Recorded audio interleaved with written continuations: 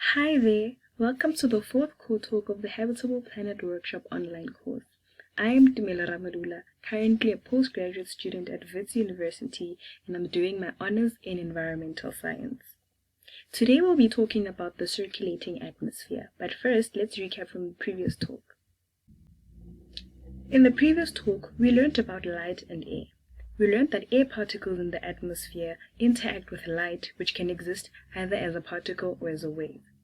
They interact with the light in the form of wave. The reason why we have skies to appear blue or red is because when light and air interact, we have scattering that occurs. We also learned about the greenhouse effect which occurs in our atmosphere. This was caused by the air particles in the atmosphere trapping long-wave radiation that is emitted by the Earth's surface.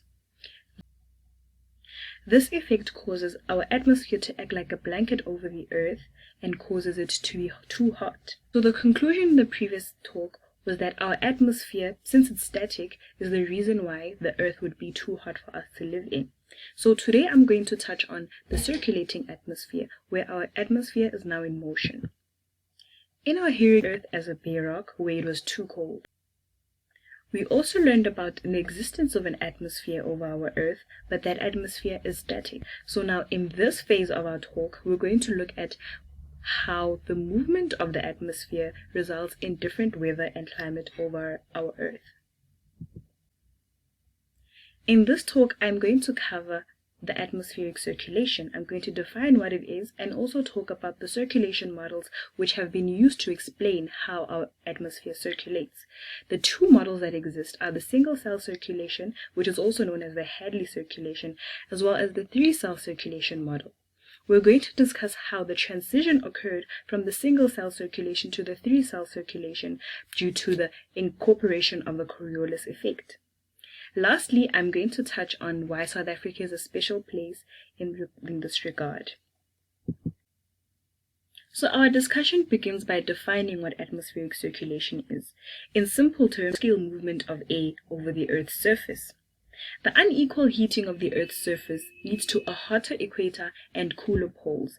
As we discussed in the previous talk, Not Too Hot, Not Too Cold, we learned about how there's differences in the intensity of the sun's rays that hit the Earth at the equator as compared to at the poles.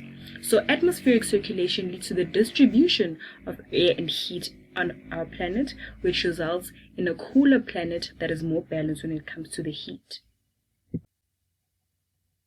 This simple diagram over here illustrates exactly what we've learned from the Not Too Hot, Not Too Cold talk about how we have differences in the rays that hit our sun at the equator and at the poles.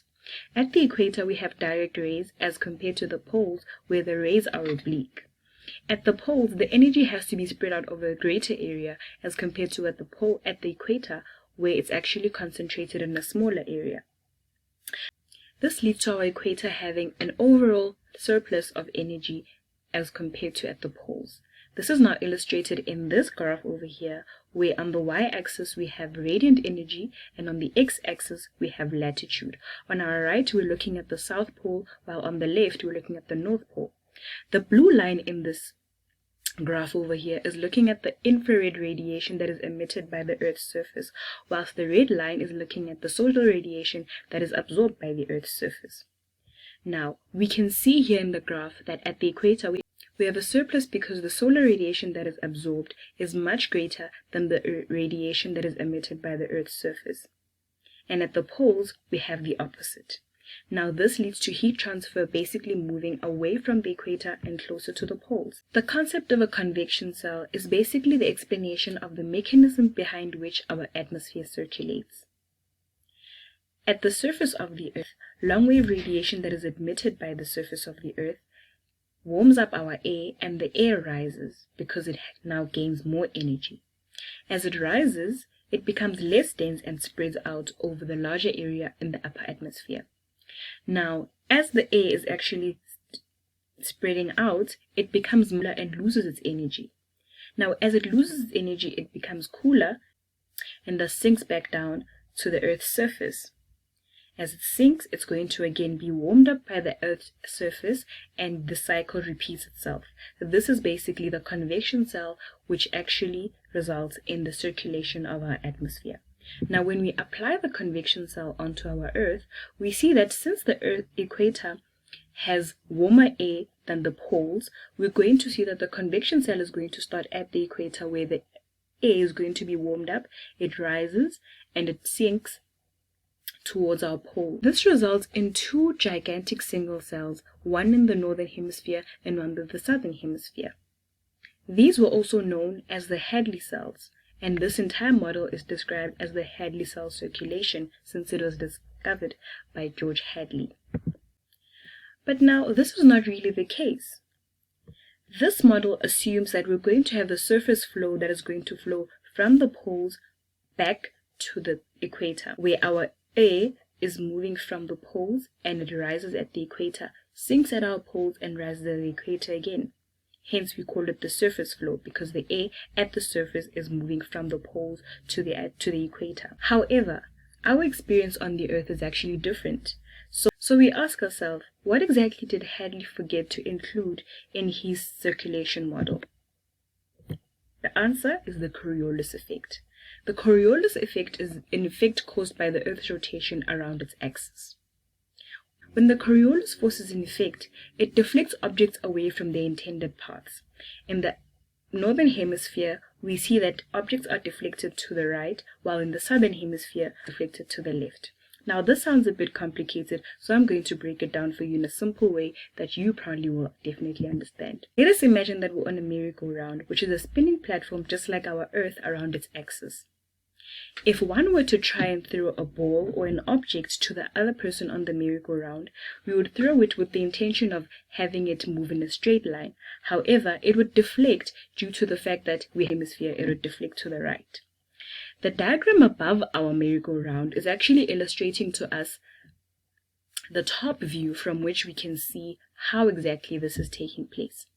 The object is moving at a straight line. The fact that our platform is actually spinning, it seems to us as though it is deflecting. And this is exactly the same thing that happens with our atmosphere. When we take the Coriolis effect into consideration, winds are going to move in a different direction as compared to the single cell circulation proposed by Hadley.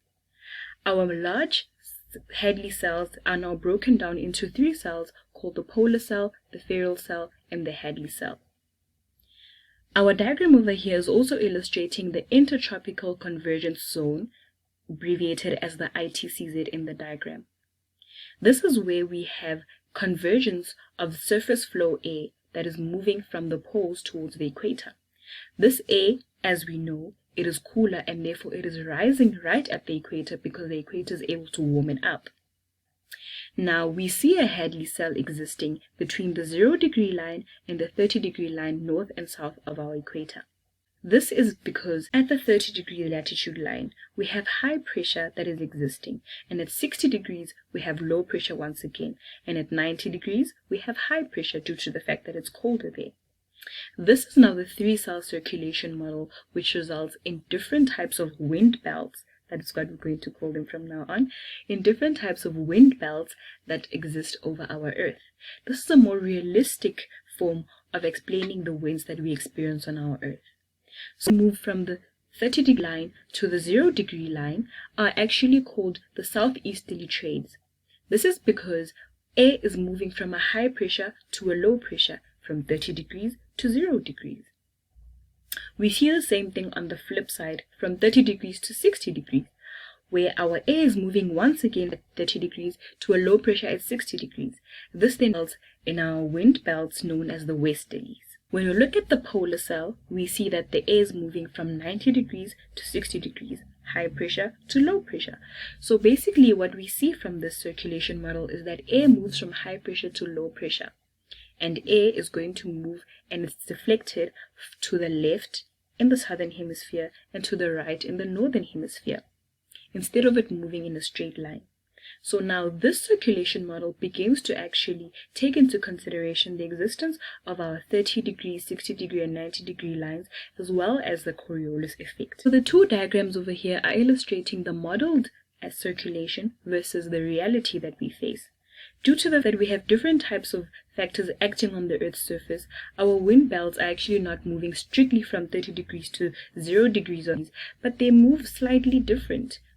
Now, our circulating atmosphere is very important because it actually distributes the heat in the atmosphere.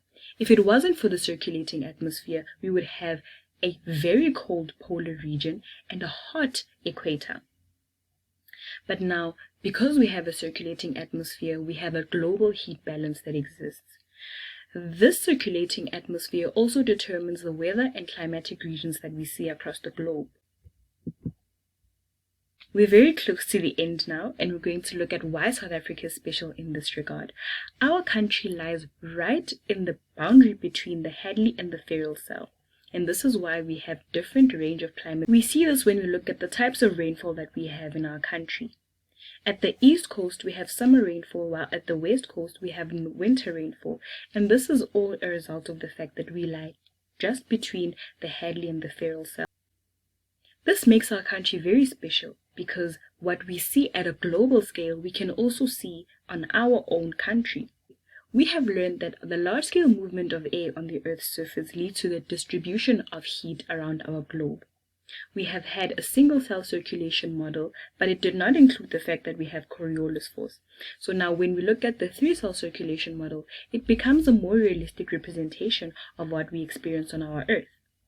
The diversity in the climate of South Africa is what makes it special, and this is because we have the Hadley cell and the Feral cell meeting right between our country.